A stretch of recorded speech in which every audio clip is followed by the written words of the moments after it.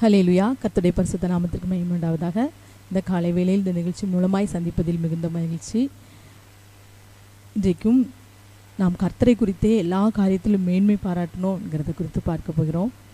கிபி 1623 வருடத்தில் பிறந்தவர் பிளேஸ் பாஸ்கல் என்கிறதான ஒரு விஞ்ஞானி. அவர் மேதை. அவர் பிரெஞ்சு நாட்டை சேர்ந்தவர். அவர் மொத்தமே அவருடைய வாழ்நாட்கள் பார்த்தா 39 ஆண்டுகள் தான். அவர் உலகத்திலே மிகப்பெரிய கண்டுபிடிப்பான, இன்றைக்கி கூட நம்ம சாலையோரத்தில் பார்க்குறோம் பாருங்கள், மண் எழுத இயந்திரம் ஜேசிபி. ஒரு எவ்வளோ பேர் செய்கிற வேலையை அது ஒரு 10 நிமிஷத்துலேயே செஞ்சு முடிச்சிருது. அந்த மிஷினை கண்டுபிடிச்சி வடிவமைத்தவர் இவர் தான். இவர் தன்னுடைய 11 வயதில் அதிர்வினால் உண்டாகக்கூடிய அந்த அதிர்வலைகளை குறித்து எழுதியதை பார்த்த விஞ்ஞானிகள் அவரை வியந்து பாராட்டினாங்களாம். அவர் பாஸ்கல் விதி என்கிற அந்த விதியை கண்டுபிடித்தவர் இவர். இந்த விதி இன்றைக்கும் விஞ்ஞானிகளுக்கு பெரிய அளவில் உதவியாக இருக்கிறது. இப்படிப்பட்ட ஒரு மேதையான இவருக்கு கரெக்டாக ஒரு 18 வயசு இருக்கும்போது நரம்பு தளர்ச்சினால் அவர் உடல் பலவீனப்பட்டது.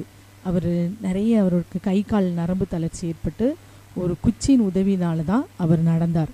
அவருக்கு தலைவலி, அப்புறம் இந்த மாதிரியான எரிச்சல், வயிற்று எரிச்சல் எப்போவுமே இருக்குமா, எப்பவும் அவருக்கு இருந்துகிட்டே இருந்திருக்கு. அதனால் அவர் ஒரு குச்சியின் உதவியினால தான் நடந்தார். அப்படிப்பட்ட நாட்களில் அவர்கள் நண்பர்கள் மூலமாய் கர்த்தராகிய இயேசு கிறிஸ்துவை அறிந்து கொண்டார்.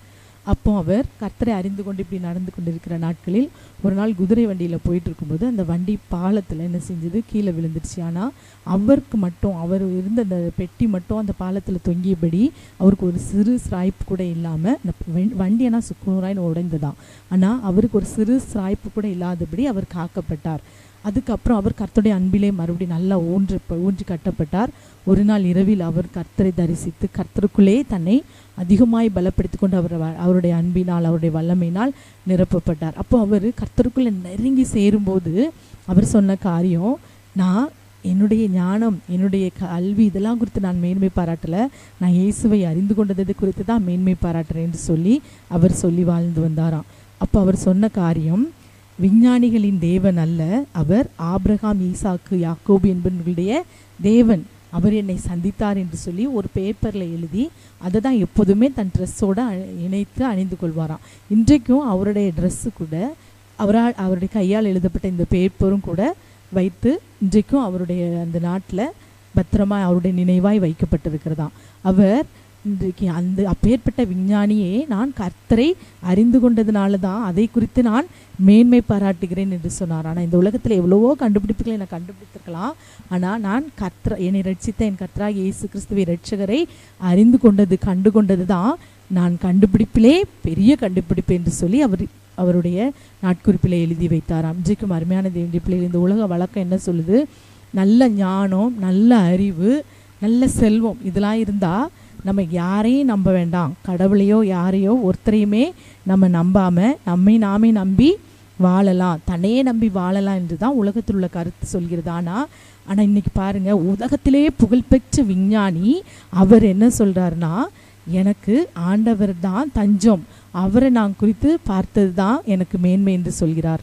எரேமியா 9 அதிகாரம் 23-24 வசனத்திலே வாசிப்போம் என்றால், ஞானி தன் ஞானத்தை குறித்து மேன்மை பாராட்ட வேண்டாம், ஐஸ்வர்யவான் தன் ஐஸ்வர்யத்தை குறித்து மேன்மை பாராட்ட வேண்டாம், மேன்மை பாராட்டுகிறவன் பூமியிலே கிருபையும் நியாயத்தையும் நீதியும் செய்கிற கர்த்தர் நான் என்று என்னை அறிந்து உணர்ந்திருக்கிறதை குறித்தே மேன்மை பாராட்ட கடவன் என்று கர்த்தர் சொல்லியிருக்கிறார். இவைகளின் மேலே தான் நான் பிரியமாயிருக்கிறேன் என்று சொல்கிறார்.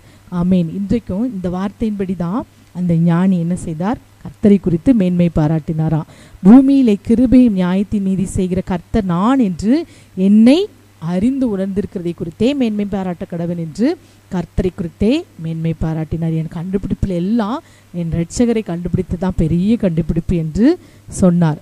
இன்றைக்கும் கூட நாமும் கூட நாம் கர்த்தரை குறித்து நாம் மேன்மை பாராட்டுவோம் என்றால் நாம் மற்றவர்களுக்கு பிரயோஜனமான வாழ்க்கை நாம் வாழ முடியும். மற்றவர்களுக்கு பிரயோஜனமாக இருக்கும்படி கர்த்தர் நமக்கு அனுகிரகம் பண்ணுவார். கர்த்தர் நம் வாழ்க்கையிலேயே பெரிய காரியங்களை செய்வார். ஆகவே இந்த வேளையில் நாம் நம்முடைய செல்வங்கள், நம்முடைய படிப்பு, நம்முடைய காரியங்கள் இதை குறித்து மேன்மை பாராட்டதுபடி கர்த்தர் இரட்சகர் அவர் உண்டு என்று அவரை குறித்து நான் அறிந்ததையே நான் பெரிய செல்வமாய் நினைத்து நான் மேன்மை பாராட்டுகிறேன் என்று சொல்லி நாம் மேன்மை பாராட்ட வேண்டும். நம்முடைய ஞானம், அறிவு, செல்வம் எல்லாமே ஒரு குப்பை. அதனால் அது என்ன செய்யும்? ஒரு நாள் அழிந்து போய்விடும். ஆனால் அழியாத சொத்து நம்முடைய கர்த்தராகிய இயேசு கிறிஸ்து. அவையெல்லாம் ஒன்றுமில்லாத குப்பைகள். நீதி நியாயங்கள் எல்லாம் அழுக்கான கந்தை என்று அதை உணர்ந்திருக்கிறதை குறித்தே நாம் என்ன செய்யணும்?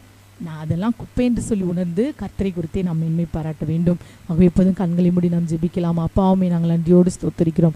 எங்களுடைய மேன்மை நீர்தான் தகப்பனே. அப்பா, இந்த உலகத்திலே எங்களுக்கு எந்த மேன்மையும் இல்லாமல் இருக்கலாம் அப்பா. இயேசுவே, பணத்தினாலோ செல்வத்தினாலோ உண்டான மேன்மைகளோ ஞானத்தினால் உண்டான மேன்மைகளோ இல்லை என்று இன்றைக்கு நீங்கள் அநேகருக்கு புலம்பலாம். ஆனாலும் இயேசப்பா, உம்மை நாங்கள் அறிந்து உமக்குள் நாங்கள் தைரியப்பட்டு உம்முடைய நம்பிக்கையில் வளர்ந்து உமக்காக நாங்கள் வாழ்வதே அப்பா நாங்கள் குறித்தே மேன்மை பாராட்டுகிறோம் தகப்பனே. உம்மை எங்கள் இரட்சகர் என்று அறிந்து வாழ்ந்ததை குறித்தே நாங்கள் மேன்மை பாராட்டுகிறோம் அப்பா. இயேசுவே, அப்படிப்பட்ட கிருபையை அதை குறித்து நாங்கள் மேன்மை பாராட்ட வேண்டும் என்ற கிருபையை தாங்க. இந்த உலகத்தில் உள்ள ஞானிகள் ஞானத்தை, அந்த பெரிய பெரிய ஞானிகளை உண்மை அறிந்தது தான் எங்களுக்கு மேன்மை என்று சொல்லி இருக்கும்போது நாங்களும் உண்மை அறிந்ததை குறித்தே மேன்மை பாராட்ட இந்த நாளில் கிருபை செய்யுங்க. அப்படி மேன்மை பாராட்டுகிற ஒவ்வொரு பிள்ளைகளின் மூலமாய் பெரிய காரியங்களை, அநேகருக்கு பிரயோஜனமான காரியங்களை நீர் செய்யுங்க தகப்பனே.